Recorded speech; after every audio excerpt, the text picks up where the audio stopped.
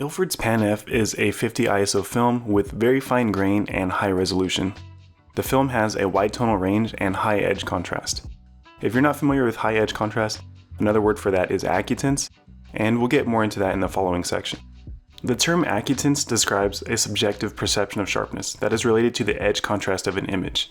High accutants gives crisp, clean edges with high edge contrast so they stand out more clearly. Low accutants gives fuzzy edges that are less distinct. Film accutants is affected by development, and there are also films with higher and lower accutants. For this test, I developed the film in X-Tol at 1:2, and I went with 1:2 because I wanted to enhance the sharpness on this film and see if we could still get really crisp sharpness and still retain the fine grain.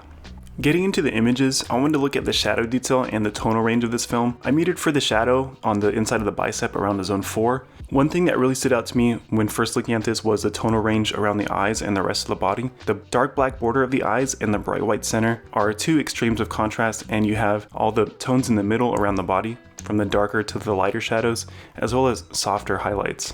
The next thing I want to look at with these images is the grain, and at a normal viewing distance like this, you don't really see the grain, it's practically invisible, and you have to get really close to actually see the grain, and even then I still think it's not really an issue. The grain to detail ratio with this film kind of reminds me of how when you're looking at medium format, the detail is really expressive, and there is grain of course, but you have to get really close to see it. That's how I feel this film renders the grain even in 35mm. When you get really close, you can start to see where the grain is, but even then it's still soft and pretty fine, and as soon as you back out, the grain pretty much fades away and the grain is invisible.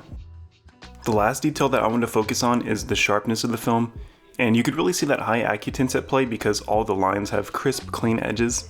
Even in the text you can clearly read what's there, everything is legible, and the detail is nice and distinct. Similarly here you can see all the lines are nice and clear, sharp and distinct. My initial curiosity with this film was how high quality of an image is the film able to produce despite it being 35mm, and I would have to say that I'm very impressed with the overall image quality, how fine and nearly invisible the grain is, as well as the sharpness and level of detail, and the impressive wide tonal range and overall contrast of the film. Overall, I think Ilford's PanF is an incredible film, and it's one that I would definitely shoot again, and I would highly recommend giving it a try.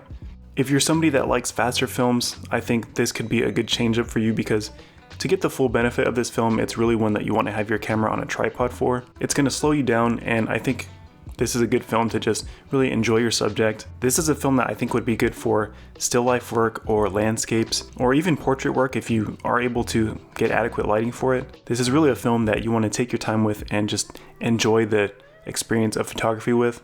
Have you guys ever shot Ilford's PanF before? And if not, would you be willing to give it a try? Let me know in the comments, and we'll see you guys next time on The Negative.